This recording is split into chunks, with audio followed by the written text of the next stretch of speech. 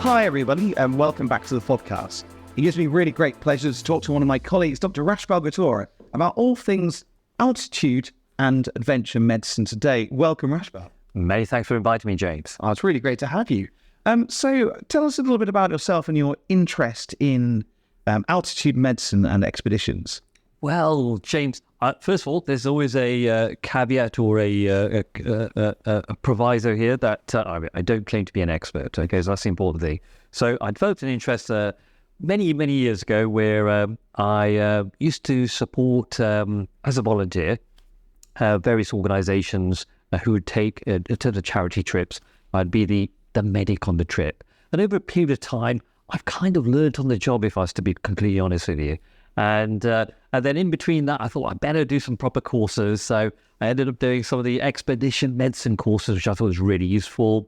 And then I remember going to Wales and doing this 4-day altitude medicine course, which I thought was fascinating in terms of learning the science behind it, evidence base behind it. And then I also did a bit of the pre-hospital trauma course, I thought. So I thought as a collection of courses and experience, I thought that was it gave me a bit of a foundation. But the rest has basically been learning on the job. And over a period of time, I've supported various charities and more recently, trips to Tibet. Brilliant. Well, it sounds really interesting. We're going to explore a bit of your experiences a bit later on there. And of course, as GPs, we'll sometimes be asked about altitude medicine, trips of a lifetime, trips to Kilimanjaro with students. And you work at the university practice, so I suspect that comes up, not infrequently. Yeah, that's one of those sort of common scenarios. Sometimes you can say, is it your worst nightmare? Oh my gosh, what am I going to do? You've got a student who's about to travel to Kilimanjaro, and they've gone online and they said that they need some Dimox or they need some advice. So that's often the platform that we often start with. Yeah. Well, I mean, that sounds like a really nice place to start with our discussion today. So let's look at it from a clinical point of view. Let's use a case study. So a patient comes to you and says, right, I'm thinking about going to Kilimanjaro. It's the holiday of a lifetime. What do you think? Can you give me any advice? So, James, the first question I often ask is, tell me about your trip, okay? Tell me how long your trip is, yes, and whether there's acclimatization days built into that trip. Because that's really important, isn't it? Because it's quite high. It's 5,800 meters.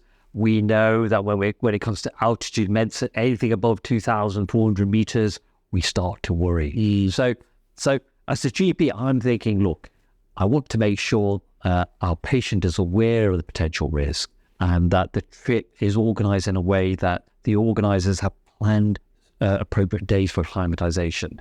That way, in a way that makes my job a lot easier because I probably don't need to do much because the trip is organized in a way which is relatively safe for the patient.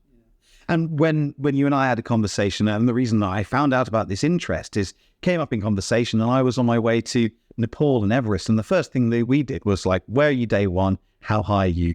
Where are you day two? How high are you? We looked at that and that rate of ascension and the rest days that we had that were built in, which was, again, sounds really important. And this is, I suppose the basic principle is that with a proper organized tour, there should be opportunity for you to ascend gradually, for you to rest, and for you to acclimatize in a slow, gradual way. Sometimes you find that because of cost or because of time pressures, people tend to book tours which are a bit more compressed.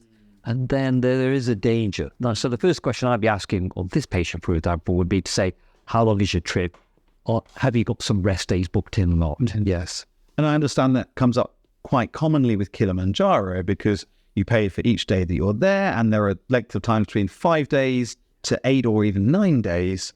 What difference does that make to a person's experience? I think it makes a huge difference. So I would say that the shorter trips put them at a much higher risk of developing altitude sickness because it leaves less time for that individual to acclimatize.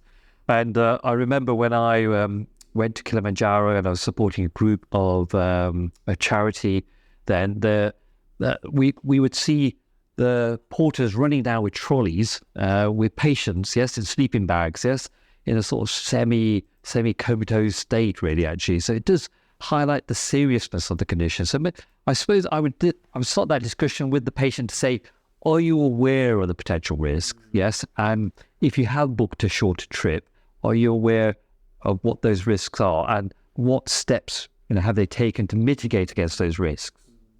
And I think that it also helps determine a person's success as well. And I seem to think off the top of my head, for 5 days of Kilimanjaro, it's something in the region of 60% will make it to the summit. And for 8 days, it's more like 85, 90%. So hopefully they'd be aware of that. And of course, they're on top of the not managing to make it to the top, there is the potential serious risk of injury and death.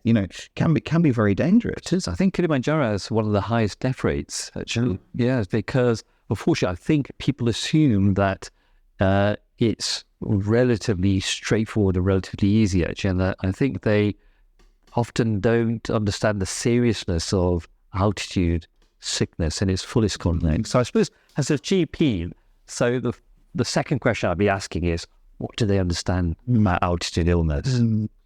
What should they understand? What's the things that would be really important for us to convey to a person? So I suppose basic physiology probably is a starting platform to say that, as we get up, the atmospheric pressure or the barometric pressure gets less. Although the percentage of oxygen is the same, there's less air molecules in the space that you're breathing. So every time I'm breathing in less air molecules, which basically means there's less oxygen going to the body tissues, which basically means the body has to work a lot harder. Okay. Yeah. And so if I'm ascending quite rapidly, it means the body has to work tremendously hard. And the danger is it may reach its saturation point beyond which it starts to manifest abnormal symptoms. Yes. And we talk about symptoms which can be sort of like, moving from a spectrum of, experiencing mountain sickness to tablets, from headache to a bit of nausea, to a bit of dizziness, to loss of appetite, to more serious symptoms, which involve swelling of the brain, fluid in the lungs. So I think it's important to make them aware of what the potential risks are, and to make them aware that if they do experience these symptoms early on, it's really important to address those symptoms rather than ignoring those symptoms and continuing to ascend. Yeah. And I think that risk of continuing to ascend, I think that's really important to convey to people, because continuing to ascend is where people find it very dangerous. And of course, we need to be encouraging them to descend, understand that is the main way you treat altitude sickness. Yeah, I think you're right, James. So let's say you, I think you mentioned when you went to, was it South America?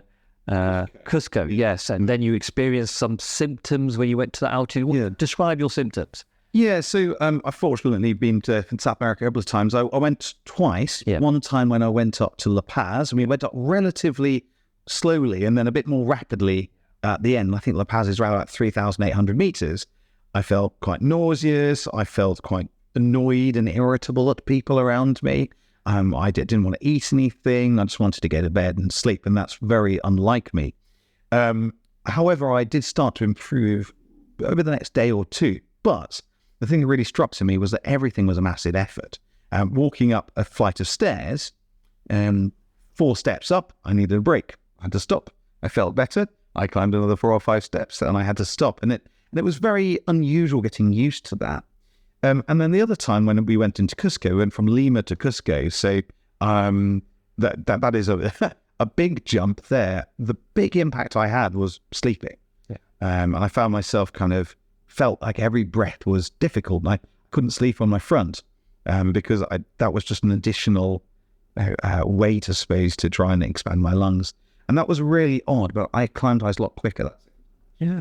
It's interesting, the things that you're describing. I suppose the first lot of symptoms you could say is classified as almost mountain sickness symptoms. So you've described some headache, a bit of nausea, a bit of tiredness, a bit of loss of appetite, and so if we were to stay there as you rightfully did, staying at that altitude, and let's say taking simple rest, rehydrating yourself, taking simple painkillers, and those symptoms subside after, say, a day or so, then you know that your body's acclimatizing to that. Okay, so your body's saying, look, I'm working really hard at this level. Yes, give me some rest.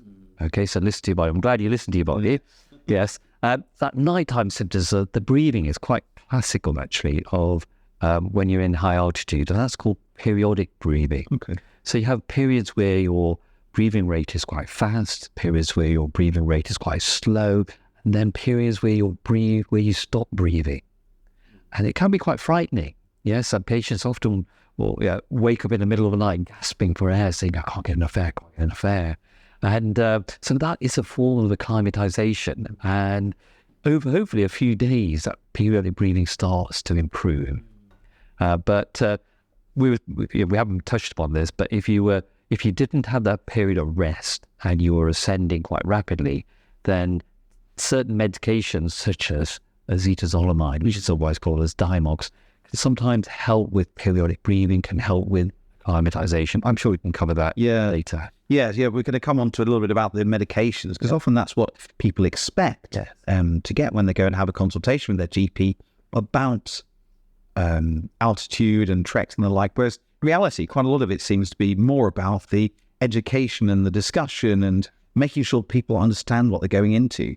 I just wanted to ask you a little bit about a word that's come up a few times, which is acute mountain sickness. What do we really mean by that?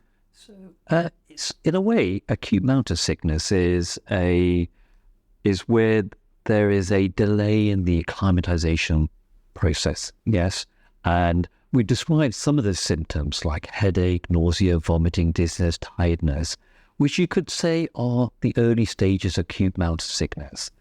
And in a way, there's a spectrum.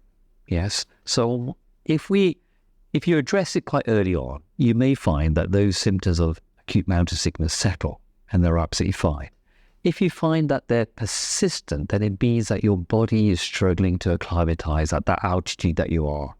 And after 24 hours or 48 hours, if there's still no improvement, then it's advisable to descend, because it's basically you have to listen to your body. The danger is that what may happen is that you sort of, fight through those symptoms, or you ignore those symptoms, and then you start to get to the other spectrum of that disorder, which is, things like high altitude cerebral edema or high altitude pulmonary edema. So I would say that it's a spectrum of illness. And if we address it early with sensible measures, you can stop it from progressing. Sure. Okay, well, so we mentioned sensible measures. What do you mean by that? What sort of things can we do to help improve that acclimatization process? And what things can we do to help ease the symptoms? So I suppose if you're looking at non-pharmacological means, you're looking at making sure that you're adequately hydrated, yes, especially with electrolytes. You're making sure that the rate of ascent is such that it's in a controlled way. I would be reluctant to be ascending more than 500 meters a day, for example, if you're experiencing acute mountain sickness. I'd be making sure that I'm sleeping at a relatively low, the phrase goes, you climb high, sleep low, if that makes sense. So you want to make sure that that's all factored into your itinerary, yes, and that you have the opportunity to stay and rest for those symptoms to subside. And that the other important thing is to make sure that there's somebody there to check on you. Okay, that you're not just isolated in a hotel room, yes, experiencing these symptoms and nobody's checking on you. They can progress. Even overnight? Even overnight. Yeah. Okay. Yeah, I think respecting the mountain, respecting the environment that you're in, I think with any extreme environment is pretty much paramount. And I suspect we probably see people going off half-cocked and trying to do quick ascents, for instance, Kilimanjaro, becoming very unwell, as you've mentioned there. Okay, so I think we've obviously talked about acute mountain sickness, talked a little bit about the process of acclimatization.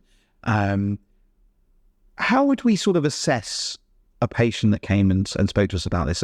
How do you assess the risk? Yeah, it's a really good question. And I would say that it's quite a useful resource on NAFNAC website called Altitude Illness. And what they try to do is they try to divide the risk according to the risk related to the area and the risk related to the individual. So when we say risk related to the area, we're looking at the places that they're going to travel, in terms of the altitude.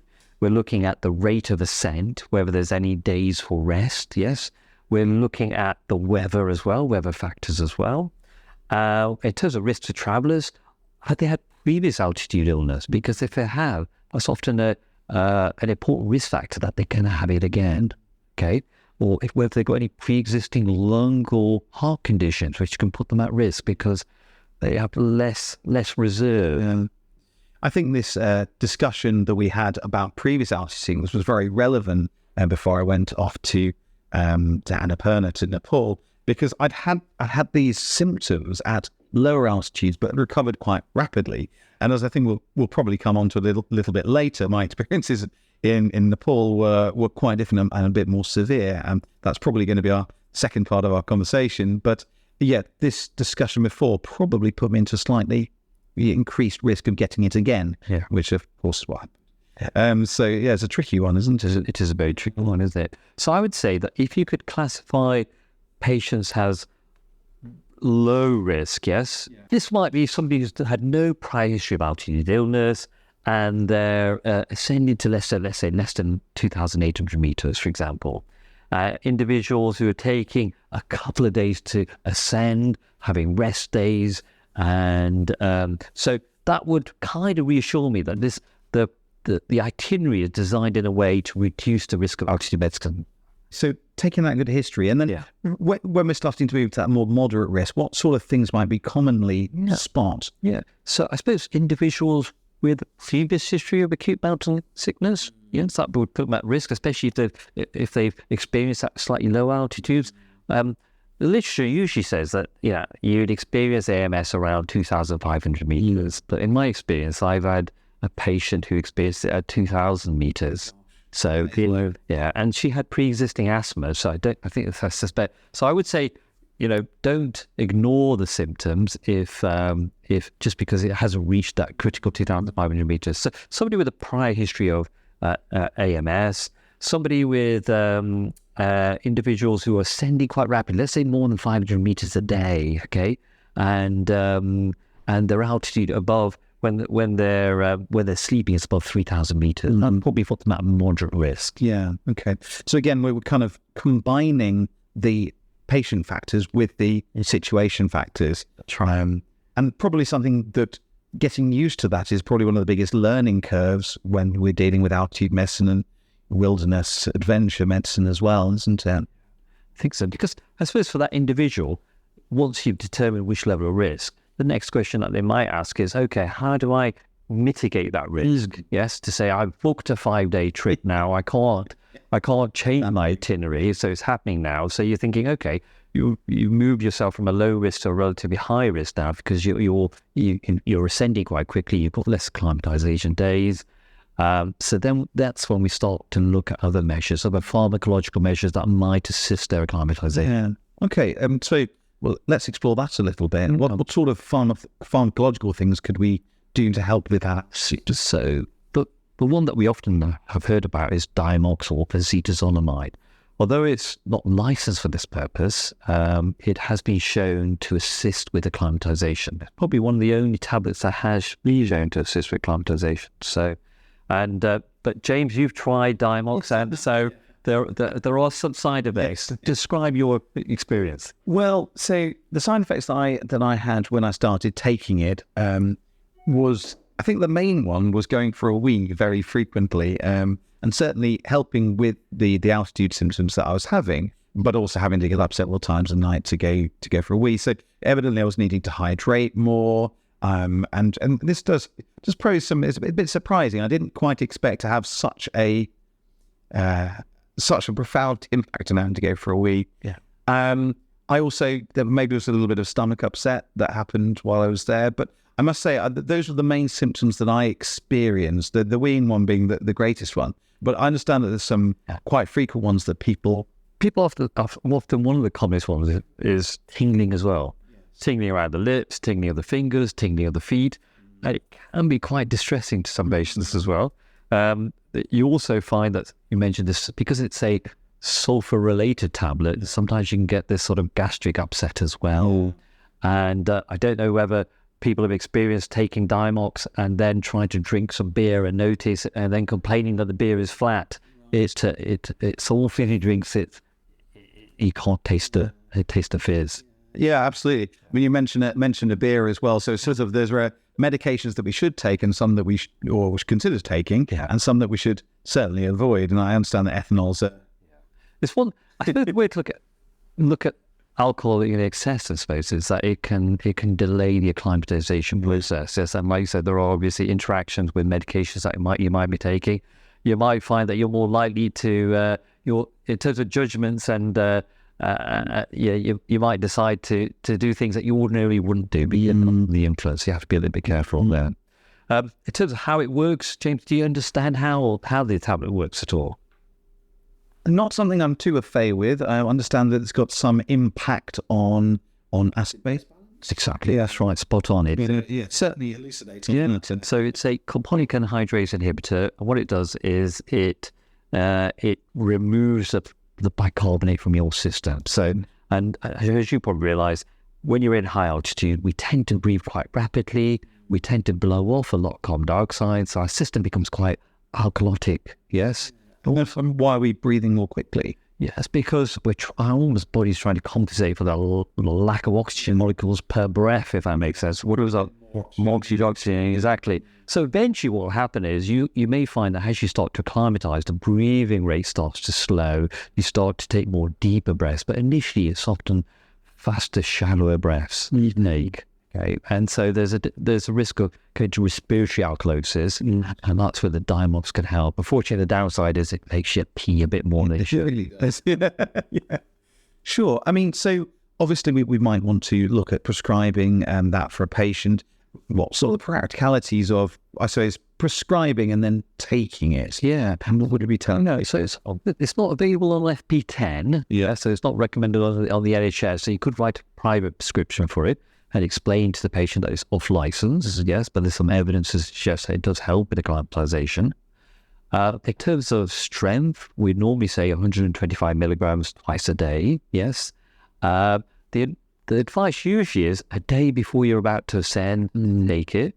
But my advice is to maybe take it a few days before, just so that you can make sure that you don't experience any adverse side effects, yes. And like I said, sometimes it's quite hard to distinguish whether is it the tablet that's making you unwell, or is it the altitude sickness, or is it another factor like a gastric bug or traveler's diarrhea? So sometimes it can be a little bit confusing. Sometimes starting it a few days early helps. Yeah, sure. And then stop taking it once you've descended? Yeah, so once you start, so I would say once you reach your highest altitude and you're about to descend, then stop taking it. Make once you're at a high altitude, a day before you're about to descend, that's your last dose. That's what I need to say. Okay, it's really helpful. I think that when I went asking for this at my local GP practice, there was a bit of a discussion, especially with people that are less used to this. They're thinking, okay, well, how do I go about prescribing that? So it's really useful advice. Obviously, we talked acetazolamide. There are other medications that are used in this area of medicine, which we're going to talk about in our second conversation. But for your sort of average traveller, for your student that says, right, I'm going up Killy, is there anything else that we might suggest them from a medication point of view? It's a good question. There's a bit of debate about over-the-counter medications, as you probably realise. Is it ginkgo biloba? Yes, that's the other one that people often mention. Again, the problem is the trial data is a little bit sort of like not so definitive. In some studies, it showed to have some impact, and others it doesn't. So it does suggest that the actual dosage or the amount of active ingredient varies. So I would say if I was going to take something, I'd rather err on the side of caution and take Diamox rather than ginkgo biloba. But I suppose the important thing to remember is if your trip is organised in a sensible way and there's climatization days, you will probably not need to take anything. And maybe that's the advice that we would want to give as a GP. I want to reassure you that it sounds like you've got a sensible itinerary, and I don't know, but I should make you aware of what the potential risks are. I think that's very sensible. And I think having spoken to a lot of people that have done Kilimanjaro and the awful time that the 5-day people had and the quite nice time that the 8-day people had, I would be sort of suggesting, is there any way that you can extend this walk? In fact, and those extra coins actually probably worth it for making your dream come true and not getting really unwell along the way. Yes.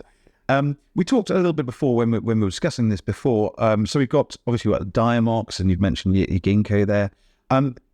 Sort of a bit more broadly about trips to these areas. What would your take be on things like traveller's diarrhea, antibiotics, and suggesting that sort of thing to patients? So it's good.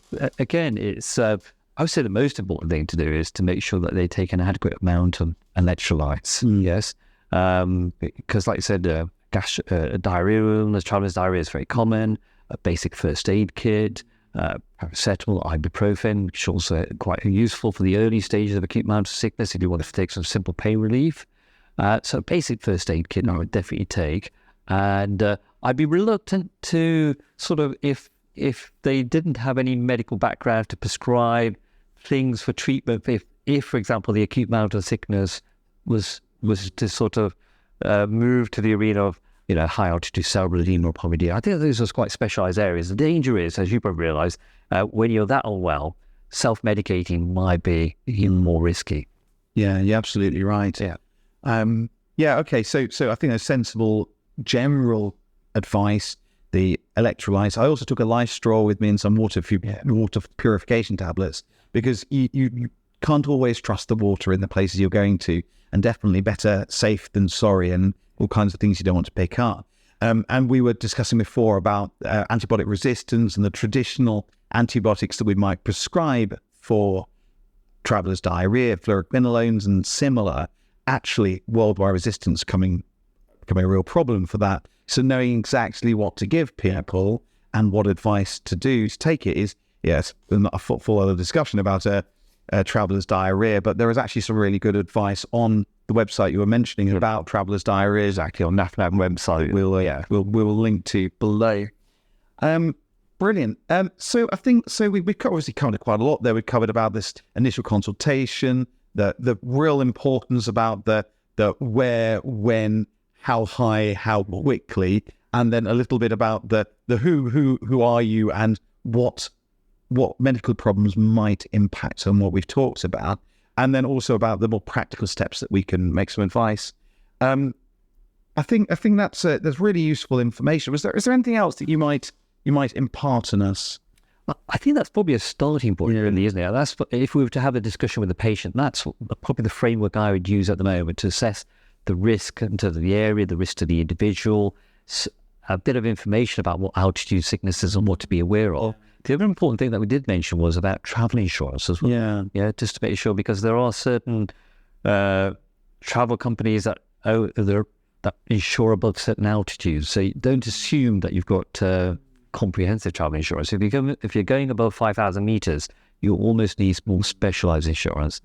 And the issue then is evacuation, really, isn't it? And that's the other thing I often ask about, to say, in the event that if you did fall ill, where would the nearest medical facilities be? So it's worth asking about that. Or if there's a medic on the trip with them, yes. Or in the event that, does your insurance cover the a helicopter or an emergency or a plane evacuation? Is something up or not? Yeah, and particularly whether available in the local areas. I know that at least within the Himalayas, it was relatively straightforward to get a helicopter, relatively, and we'll talk about that in a bit more detail in our next discussion. But I think in Bolivia, they were saying that actually trying to get a helicopter to that area where we were was very, very challenging. So it's, I think, worth really planning your trip, isn't it? I think that's the key here, really, is that just planning your trip. And like I said, the majority of the patients will be kind of reassured to say, actually, the itinerary is in a sensible way. The organisation that's supporting them has put appropriate safeguards in place, that that the in a way you can probably wish them well, yes, by just empowering them with the knowledge, but saying actually it's probably unlikely that things are going to go astray. Brilliant. Yeah, prevention better than cure, isn't it? Yeah. Well, thank you so much, Rashbal. It was a really interesting discussion and lots of really useful nuggets to take away from that. I really look forward to our next discussion that we're going to have for the next podcast, so tune in for that, where we're going to be talking about some of your experiences on these treks and expeditions and delving a little bit more into the medical aspects of some of these things and some of the ways that we can manage these. Again, this is very much more for the expedition medicine aspect of this and delving into that world, but really looking forward to that and that discussion. Great, James. Thanks very much for inviting me. Thank you so much for coming.